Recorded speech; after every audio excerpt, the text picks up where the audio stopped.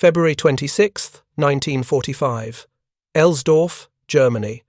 Approximately 15 kilometers west of Cologne, a T-26 E3 heavy tank sat motionless in the cobblestoned street, its engine silent, its crew long gone. Smoke still rose from buildings along the narrow thoroughfare where American and German forces had clashed hours earlier during the grinding advance toward the Rhine. Officers from Panzer Brigade 106 approached cautiously, studying this unfamiliar vehicle that bore markings they had never seen before. Serial number 30,103,301, the first M26 Pershing tank ever disabled in combat. This single American heavy tank captured intact after a mechanical breakdown during the 3rd Armored Division's assault on Cologne would trigger a fundamental reassessment among German armor experts about what they thought they understood regarding armored vehicle design. The revelations would come not from firepower or mobility, but from something German metallurgists believed they had mastered better than any nation on earth: armor protection that refused to fail under conditions that would defeat everything Germany had produced. The tank bore the nickname Fireball painted on its hull. It belonged to the 3rd Armored Division's Task Force Wellborn, specifically E Company of the 33rd Armored Regiment. American crews had abandoned the vehicle after its final drive failed during street fighting, unable to recover it before German counterattacks forced their withdrawal from this section of the town. German reconnaissance personnel examined the vehicle with growing interest. The turret design appeared conventional enough, the 90mm gun formidable but not unprecedented. What caught immediate attention was the glacis plate, the frontal armor sloping at an angle that seemed impossibly steep, while maintaining what appeared to be extraordinary thickness. Wehrmacht technical intelligence had received fragmentary reports about a new American heavy tank entering service in Europe. Designation uncertain, capabilities unknown, weight estimated at over 40 tons. The physical presence of this vehicle, sitting abandoned in a German-held street, made those intelligence summaries suddenly urgent, in ways abstract reports never could. If you're enjoying this deep dive into the story, hit the subscribe button and let us know in the comments from where in the world you are watching from today. At Elsdorf, German engineers measured the external dimensions of the glacis plate with whatever tools they could improvise in the field. They calculated angles using protractors and estimated thickness by examining damaged areas where American ammunition had struck during the vehicle's final engagement. The preliminary measurements seemed impossible given conventional armor design principles. The Americans had apparently mounted frontal armor measuring 4.5 inches thick at an angle of 46 degrees from vertical. German armor designers understood immediately what this configuration meant in terms of effective protection. At that angle, projectiles would encounter not 4.5 inches of steel, but the equivalent of 6.5 inches or more, depending on the exact angle of impact. No American tank previously encountered by German forces had approached such protection levels. The M4 Sherman mounted frontal armor of approximately 2 inches at 56 degrees, providing effective protection equivalent to perhaps 3.5 inches against flat trajectory fire. Even the M4 A3E2 jumbo assault tank, heavily armored by American standards, carried 4 inches of frontal plate at 47 degrees. This new tank exceeded even the jumbo's protection, while apparently maintaining mobility that heavy armor typically compromised. German observers noted the relatively narrow tracks and compact hull design, suggesting American engineers had achieved armor protection comparable to German heavy tanks while maintaining the automotive advantages that made Sherman tanks so reliable in sustained operations. Orders came swiftly from higher headquarters. This tank must be recovered intact and transported to testing facilities where specialists could conduct comprehensive examination. Wehrmacht technical intelligence needed to understand what American industry had produced and how German designs compared to enemy capabilities that were evolving faster than intelligence estimates had predicted. February 1945 found the Wehrmacht retreating on all fronts, compressed into an ever-shrinking perimeter around the German heartland. Soviet forces pressed relentlessly from the east. British and American armies advanced through the Rhineland from the west. The material disparity between Germany and its enemies had grown to proportions that no amount of tactical skill or defensive positioning could overcome. German armor doctrine had evolved throughout the war from lessons learned in combat against Soviet, British, and American tanks. By 1945, those lessons had crystallized into principles that German engineers and tacticians believed represented the pinnacle of armored vehicle design philosophy. The fundamental German approach emphasized firepower and armor protection as the paramount characteristics determining tank effectiveness. Mobility and reliability ranked as secondary considerations, acceptable to sacrifice in exchange for superior combat capability in direct engagement. This philosophy produced the Panther and Tiger tanks, whose thick armor and powerful guns made them formidable in defensive combat, despite chronic mechanical problems. German armor metallurgy had developed sophisticated face-hardening processes that the Wehrmacht considered technologically superior to anything Allied nations had achieved. Face-hardened armor used differential heat treatment to create an extremely hard outer surface layer backed by tougher, more ductile steel underneath. This configuration caused armor-piercing projectiles to shatter against the hardened face rather than penetrating through softer homogeneous steel. The process required precise metallurgical control and specialized heat-treating equipment. German armor manufacturers had refined these techniques through years of development, producing face-hardened plates for Panther and Tiger tanks that German metallurgists believed represented the most advanced armor protection achievable with existing technology. Face hardening provided significant advantages when implemented correctly. The hard outer layer, typically extending to a depth of approximately 1 inch, dramatically increased resistance against armor-piercing projectiles. German tests demonstrated that properly face-hardened armor could defeat projectiles that would penetrate homogeneous plate of equivalent thickness. However, face hardening imposed strict limitations on armor plate production and vehicle design. The heat treatment process required flat plates that could be uniformly heated and quenched. Complex curves or compound angles resulted in uneven hardening that created weak zones vulnerable to penetration. German armor designers therefore specified relatively flat armor plates assembled into angular configurations rather than curved surfaces. Welding presented additional complications with face-hardened armor. The intense heat of welding altered the metallurgical structure near weld seams, creating heat-affected zones where the careful hardening process was partially reversed.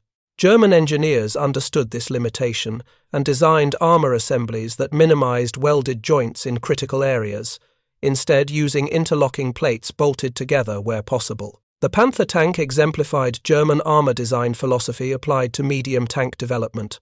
Its frontal armor measured 3 1/8 inches thick at 55 degrees from vertical, provided effective protection comparable to approximately 6 inches of vertical armor against flat trajectory fire.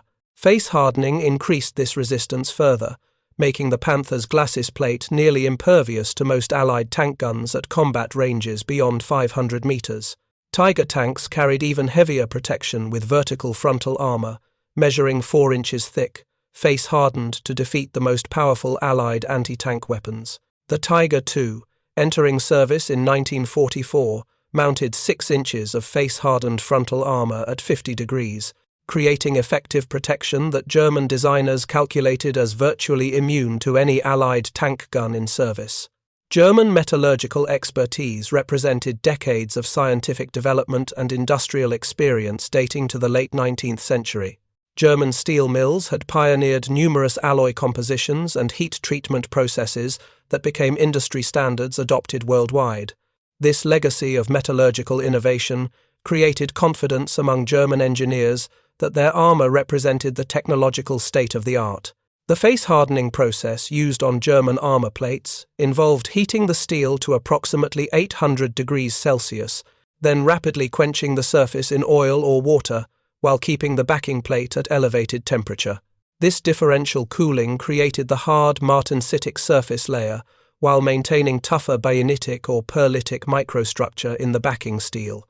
The process required precise temperature control and timing that German metallurgists had refined through extensive experimentation. German armor specifications included detailed metallurgical requirements for chemical composition, grain structure, and hardness profiles. Testing protocols verified that production plates met these standards before installation on combat vehicles.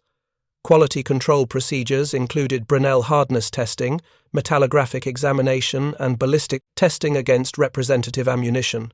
Intelligence reports suggested Allied nations used primarily homogeneous rolled armor, without face hardening, a simpler manufacturing process that German experts considered technologically inferior. Homogeneous armor plates were simply rolled to thickness and heat-treated uniformly throughout their cross-section, creating consistent mechanical properties without the hardened surface layer that provided superior resistance. German intelligence assessments noted that American and British tanks used homogeneous armor because their industries lacked the sophisticated metallurgical capabilities required for face hardening at mass production scales. This interpretation fit comfortably within German assumptions about technological superiority, reinforcing beliefs that Germany maintained qualitative advantages, even as quantitative disadvantages became overwhelming. By February 1945, German armor designers faced the grim reality that their sophisticated designs could not be produced in sufficient quantities to affect the war's outcome. Allied strategic bombing had devastated German steel production and armor plate manufacturing.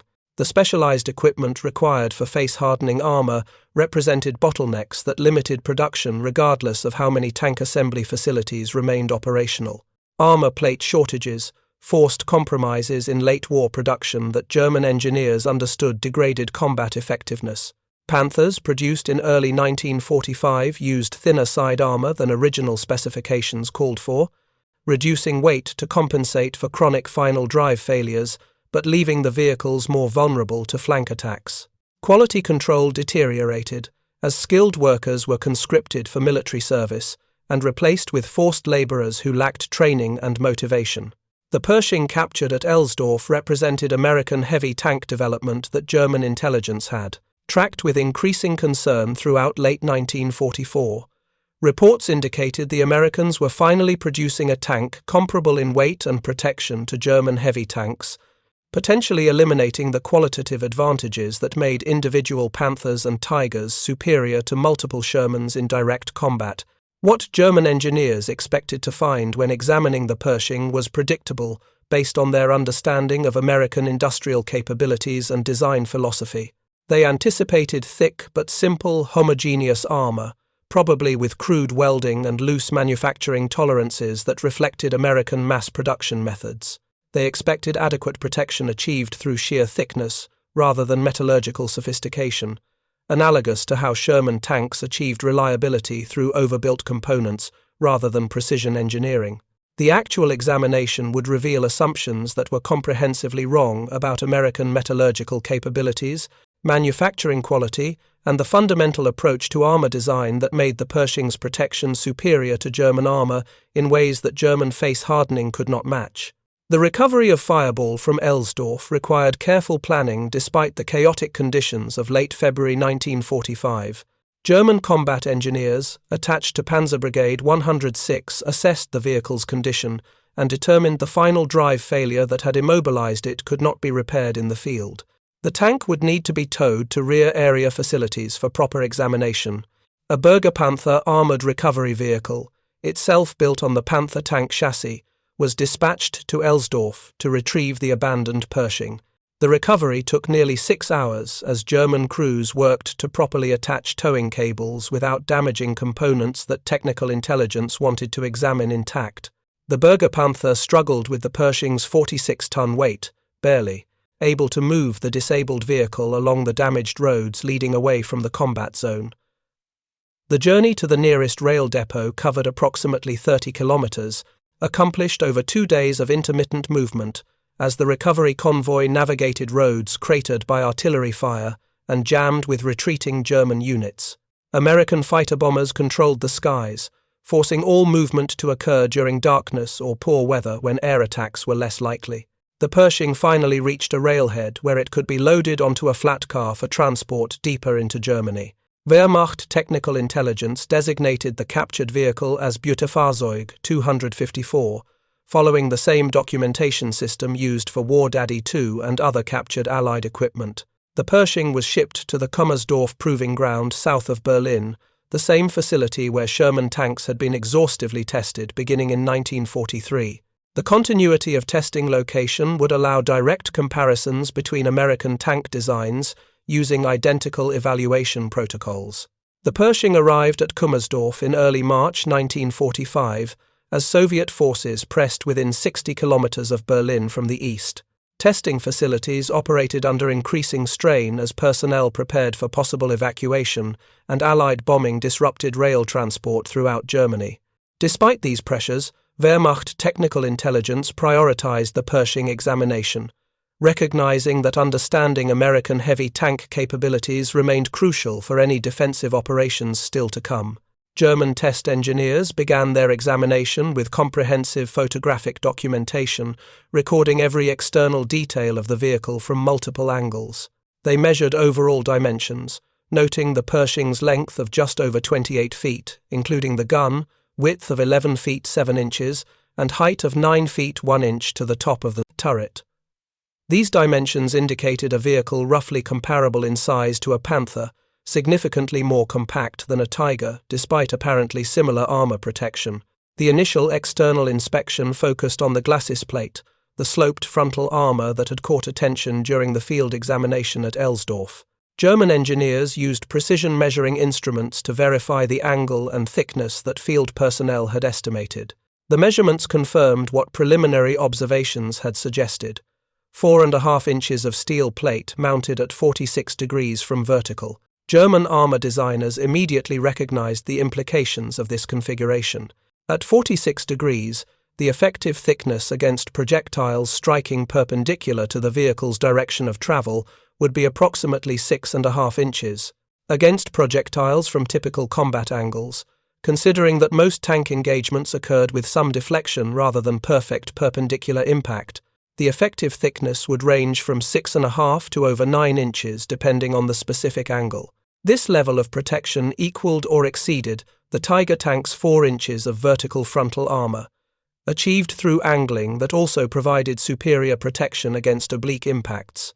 The Panther's glacis plate, though more steeply angled at 55 degrees, used thinner base steel of only 3 1/8 inches. The Pershing's configuration suggested American designers had optimized the balance between plate thickness and angle to achieve maximum protection while maintaining reasonable weight. What surprised German engineers more than the dimensions was the quality of the armor installation. Welding seams joining the glacis plate to the hull showed extraordinary consistency and precision. The welds appeared uniform along their entire length without visible defects, porosity, or incomplete fusion that would create weak points vulnerable to projectile impact. German welders understood the difficulty of creating high-quality welds on thick armor plate. The mass of steel acted as a heat sink, requiring substantial preheating to prevent thermal shock cracking. Maintaining proper welding parameters while joining 4.5-inch plate demanded exceptional skill and careful procedure control. The Pershing's welds suggested manufacturing capabilities that exceeded what German intelligence assessments had attributed to American tank production. The external examination completed, German metallurgists prepared to conduct destructive testing on the Pershing's armor. Standard German testing protocols required cutting samples from various armor plates for laboratory analysis of chemical composition, microstructure, and mechanical properties. These tests would reveal the metallurgical secrets behind the armor's performance and allow comparison with German face-hardened armor. Cutting samples from the glacis plate presented immediate challenges that surprised the German technicians. Industrial band saws equipped with carbide-tipped blades, standard equipment for cutting armor samples, made frustratingly slow progress through the Pershing's frontal armor. The steel resisted cutting with a toughness that exceeded anything German metallurgists had experienced when sampling their own armor plates. Face-hardened German armor cut relatively easily once the hardened surface layer was penetrated, the backing steel being softer and more machinable than the hardened face. The Pershing's armor showed no such differential hardness. The steel maintained consistent resistance throughout its full thickness, indicating homogeneous properties rather than the differential hardening German armor used. After hours of cutting, technicians finally extracted samples measuring approximately 2 inches square from the glacis plate. These samples underwent preparation for metallographic examination, a process involving mounting in resin, grinding progressively finer abrasives, polishing to mirror finish, and etching with chemical solutions to reveal microstructure under microscope examination. The metallographic examination revealed microstructure that shocked German metallurgists familiar with armor steel characteristics. The Pershing's armor showed extremely fine-grained structure, with uniform distribution of alloying elements throughout the steel's cross-section. German metallurgists recognized this microstructure as indicating careful control of steel chemistry and heat treatment, producing mechanical properties that homogeneous armor was not supposed to achieve according to German understanding. Chemical analysis of the armor samples revealed a complex alloy composition. The steel contained not just iron and carbon but significant additions of nickel, chromium, molybdenum and manganese in carefully balanced proportions.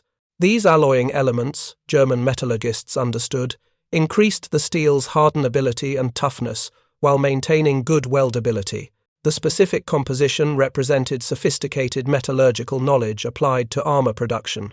Hardness testing across the armor's cross-section showed remarkably consistent values from the outer surface through to the backing face.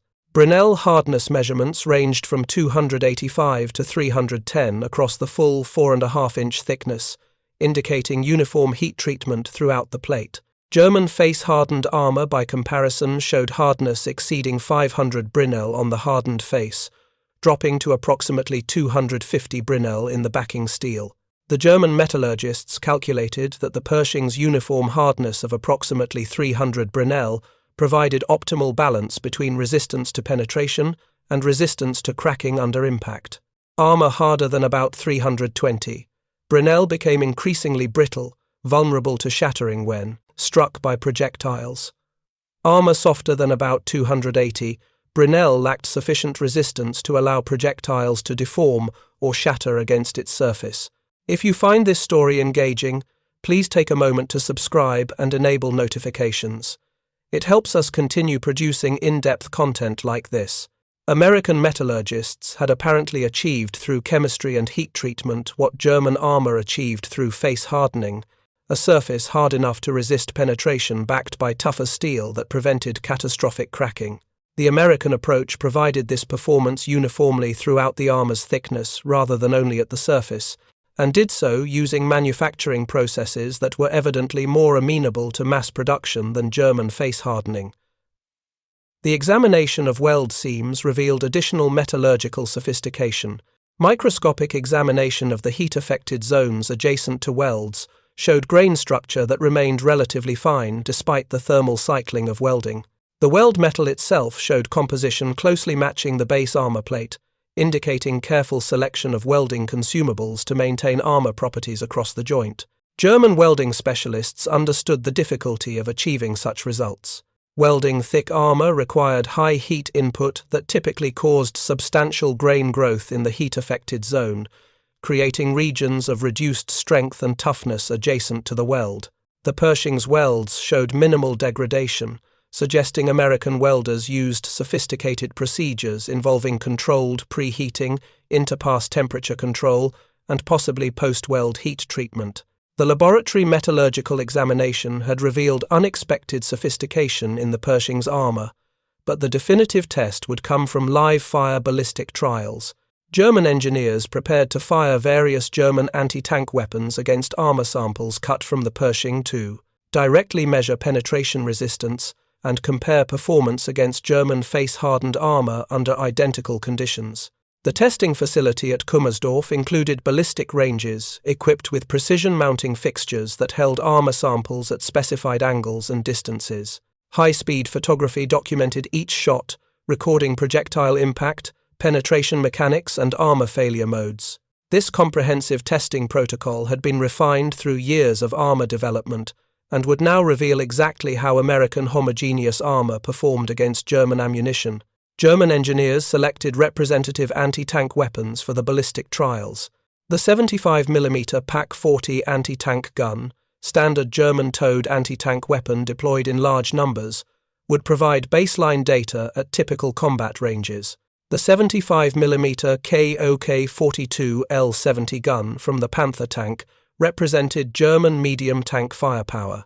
The 88mm KAK-43L-71 from the Tiger II represented the most powerful German tank gun in production service. The first series of tests fired 75mm armor-piercing ammunition from the Pak-40 at ranges of 500 meters, 1,000 meters, and 1,500 meters against Pershing glacis plate samples mounted at 46 degrees to simulate combat conditions. German engineers expected penetration at 500 meters based on the Pak-40's performance against comparable thickness of German homogeneous armor, with questionable results at longer ranges. The results contradicted German expectations completely. At 500 meters, the 75mm armor-piercing projectile failed to penetrate the Pershing's glacis armor. The projectile struck, deformed against the steel's resistance, and ricocheted without achieving penetration. High-speed photography showed the projectile shattering on impact, its hardened core fragmenting against armor that refused to yield. Subsequent shots at 1,000 and 1,500 meters showed identical results: no penetrations, projectiles consistently shattering or deflecting. The Pershing's frontal armor proved completely immune to the 75mm Pak-40 at all combat ranges, despite German calculations suggesting penetration should occur at close range. Testing proceeded to the more powerful 75mm KBUK-42 from the Panther tank. This weapon fired ammunition at significantly higher velocity than the Pak-40, with demonstrated capability to penetrate 4 inches of vertical homogeneous armor at 1,000 meters. German engineers expected penetration of the Pershing's glacis at ranges under 500 meters based on these performance figures. The first shot at 300 meters failed to penetrate. The projectile struck the angled armor, penetrated approximately 2 inches into the plate thickness, then stopped as the steel's resistance exceeded the projectile's remaining energy. The projectile remained embedded in the armor without achieving complete penetration. Subsequent shots at 300 meters showed similar results: partial penetration ranging from 1.5 to 2.5 inches, but no complete through penetration. At 500 meters and beyond, the Panther's 75mm gun could not even achieve partial penetration. Projectiles consistently shattered or deflected without penetrating more than 1/4 inch into the surface. The Pershing's glacis armor had proven essentially immune to Germany's most numerous medium tank at typical combat engagement ranges. The final series of tests employed the 88mm KWK-43 from the Tiger II, the most powerful German tank gun that could realistically be expected to engage a Pershing in combat. This weapon represented the pinnacle of German anti-tank firepower, capable of penetrating over 7 inches of vertical, homogeneous armor at 1,000 meters according to German test data. At 500 meters, the 88mm armor-piercing projectile penetrated the Pershing's glacis armor, but only barely. The projectile punched completely through the 4.5-inch plate, but emerged with so little remaining energy that it traveled less than 10 meters beyond the armor sample before falling to the ground. At combat ranges beyond 500 meters, penetration became uncertain, with some shots achieving complete penetration, while others resulted in only partial penetration or projectile shattering. German engineers reviewing the ballistic test results understood immediately that American metallurgists had achieved what German face hardening was designed to provide: armor protection that caused projectiles to shatter or deform rather than penetrating cleanly. The homogeneous armor accomplished this through superior steel chemistry and heat treatment, rather than through differential hardening, and did so with manufacturing advantages that made mass production far more practical than face-hardened plate. The ballistic testing results from Kummersdorf reached Wehrmacht Technical Intelligence Headquarters in mid-March 1945 as the strategic situation deteriorated beyond recovery. Soviet forces had encircled substantial German units east of Berlin. American and British armies prepared to cross the Rhine in overwhelming strength. The revelation that American heavy tanks now matched or exceeded German armor protection arrived too late to influence German tank development or tactical doctrine. Senior Wehrmacht officers who reviewed the Pershing test reports understood the implications extended beyond the specific vehicle examined. The Americans had demonstrated metallurgical and manufacturing capabilities that German intelligence assessments had consistently underestimated. American industry could produce armor plate with sophisticated alloy, compositions, and precise heat treatment at mass production scales that Germany had never achieved even in peacetime conditions. The Pershing represented not an isolated technical achievement, but rather the application of mature industrial processes to military production. American steel mills had decades of experience producing high-quality alloy steels for automotive, construction, and machinery applications. The transition to armor plate production leveraged this existing expertise and infrastructure, allowing rapid scaling to meet military requirements without the bottlenecks that constrained German armor production. German armor designers recognized that the homogeneous armor approach used on the Pershing offered significant manufacturing advantages over face-hardened plate. Homogeneous armor required simpler heat treatment that could be accomplished with standard industrial furnaces rather than the specialized equipment needed for face hardening. Welding homogeneous plates avoided the heat-affected zone problems that plagued face-hardened armor assemblies. Quality control was more straightforward with uniform properties throughout the plate thickness. These manufacturing advantages translated directly into production capacity. American industry could produce homogeneous armor plates faster and with higher yield rates than German face-hardening processes achieved. The consistency of properties meant fewer plates rejected for failing to meet specifications. The easier welding reduced assembly time and improved joint reliability in finished vehicles. The ballistic testing had demonstrated that properly designed homogeneous armor provided protection comparable to face-hardened armor of similar thickness. The Pershing's glacis plate, angled at 46 degrees, defeated the same projectiles that would penetrate German face-hardened armor of equivalent effective thickness at similar angles. The American armor achieved this performance through superior metallurgy, rather than through surface hardening, using an approach that proved more practical for sustained mass production. German engineers calculated that producing a German tank with armor protection equivalent to the Pershing would require face-hardened plates of similar thickness to achieve comparable resistance. However, Germany lacked the industrial capacity to manufacture such plates in meaningful quantities by March 1945. Allied bombing had destroyed much of the specialized equipment required for face hardening. Raw material shortages limited steel production regardless of manufacturing processes. Even if capacity existed, the time required to design, prototype, and establish production of a comparable vehicle exceeded any realistic timeframe given the war's trajectory. The Pershing examination revealed another uncomfortable reality about German technical assumptions. Throughout the war, German designers had believed their sophisticated face-hardening processes represented technological superiority that compensated for quantitative disadvantages. The testing at Kummersdorf demonstrated that American metallurgists had achieved comparable or superior results through different methods that better suited industrial mass production. This pattern echoed the lessons learned from Sherman tank testing years earlier. American automotive engineering had produced tanks with superior reliability, not through more advanced technology, but through better application of mature industrial principles to military requirements. American armor metallurgy had now demonstrated similar characteristics. Sophisticated results achieved through sound engineering and quality manufacturing rather than through theoretically advanced but practically difficult processes. Field reports from German units facing Pershings in combat during March and April 1945 confirmed what the Kummersdorf testing had revealed. The few Pershings deployed to European combat proved difficult to disable with standard German anti-tank weapons. Panther tanks engaging Pershings found their 75mm guns ineffective against the American tank's frontal armor at ranges beyond 300 meters.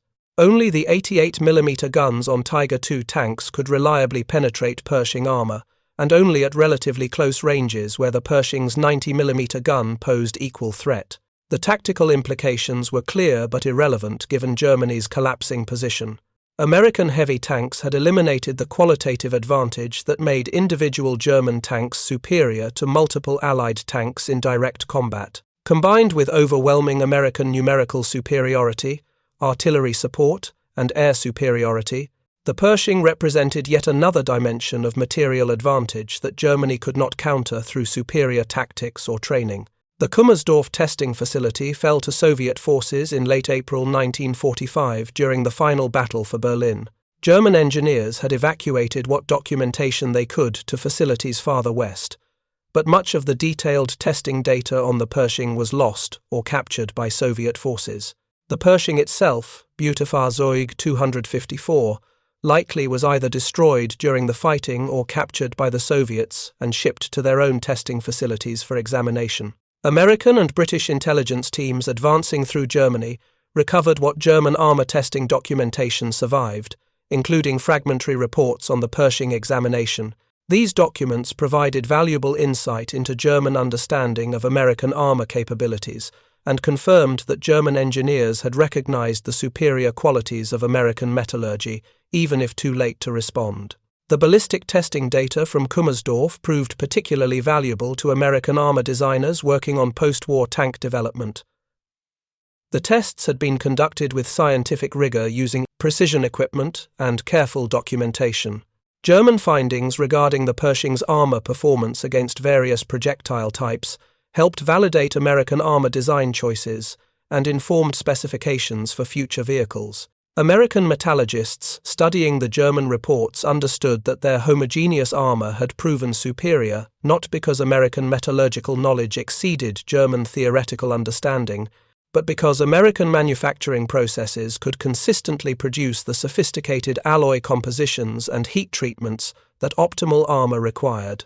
German face hardening represented an attempt to achieve superior performance from less sophisticated base steel, compensating through surface treatment for limitations in through hardening capability.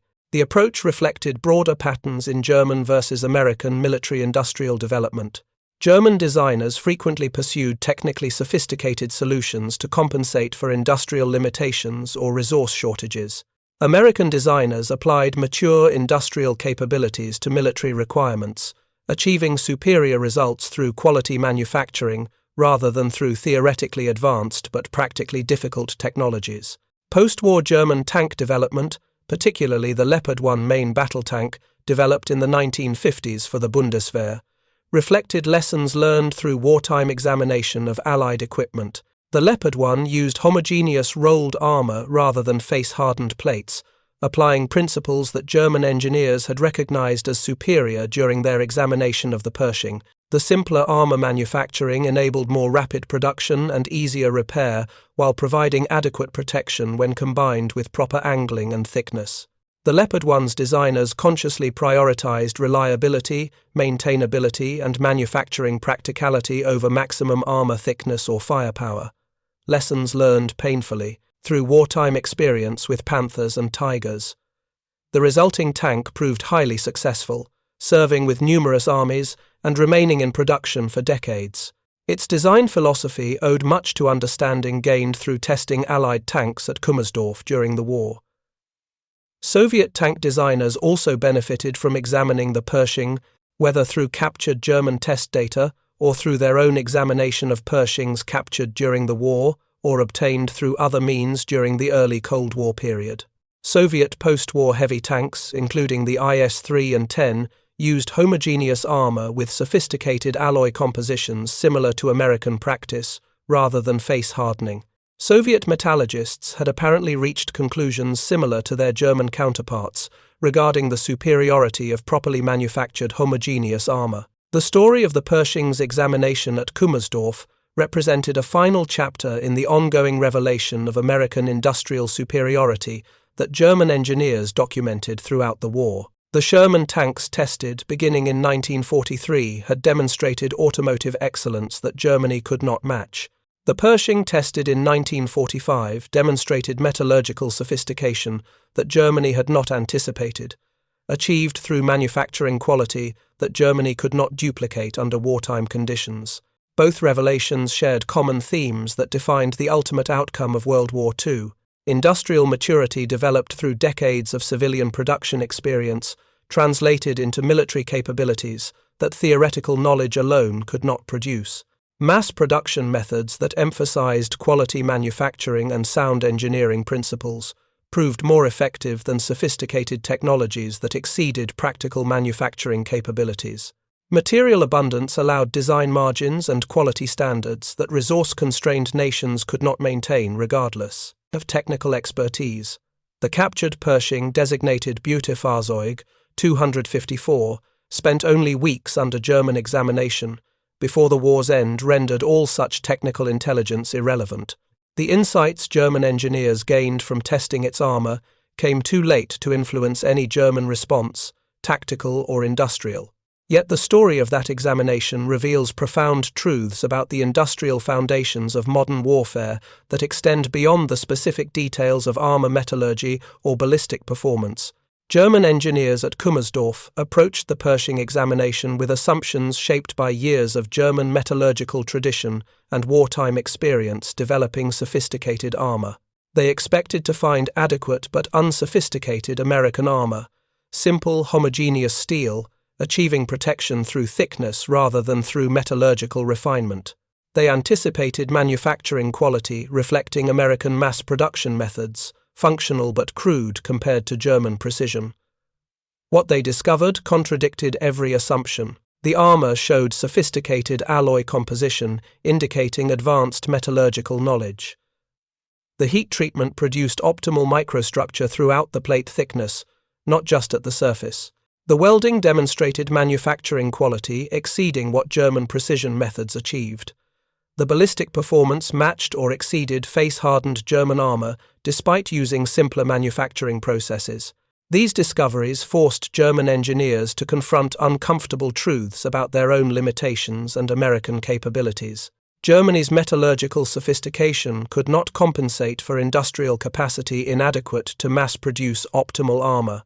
German precision manufacturing created vehicles requiring constant expert maintenance that field conditions could not provide. German theoretical knowledge proved less valuable than American practical experience applying mature industrial processes to military requirements. The pattern had appeared repeatedly throughout German examination of Allied equipment. American vehicles worked reliably, not because they were more technically advanced, but because they were better engineered for practical field conditions. American armor provided superior protection not through more sophisticated processes, but through better manufacturing quality, applied to sound metallurgical principles. American industry produced overwhelming quantities, not by sacrificing quality, but by applying mature production methods Germany had never developed. The mathematics of industrial warfare became brutally clear when examined through the lens of the Kummersdorf testing program. A nation could possess superior theoretical knowledge, more advanced technologies and better trained specialists, yet still lose decisively to opponents who applied sound engineering principles through superior industrial capacity. Quality mattered, but only insofar as it could be maintained across thousands of vehicles produced under wartime conditions. Sophistication mattered, but only if manufacturing processes could reliably produce the sophisticated designs at necessary scales. Germany entered World War II with technical advantages in many areas, backed by scientific expertise and engineering tradition spanning decades. By 1945, those advantages had proven insufficient against enemies who possessed industrial depth to translate adequate designs into overwhelming material superiority. The United States produced weapons less technically impressive in many individual specifications than German equivalents, but manufactured them in quantities Germany could never approach while maintaining quality Germany could not match under wartime strain. The Pershing examined at Kummersdorf in March 1945 represented the final proof of this industrial reality. Its armor was not more advanced than German face-hardened plate in terms of metallurgical theory. It was better engineered for mass production, better manufactured to achieve consistent quality, and better designed to maintain its protective qualities under the welding and assembly processes that industrial-scale production required. These practical advantages proved decisive in ways that theoretical sophistication could not overcome.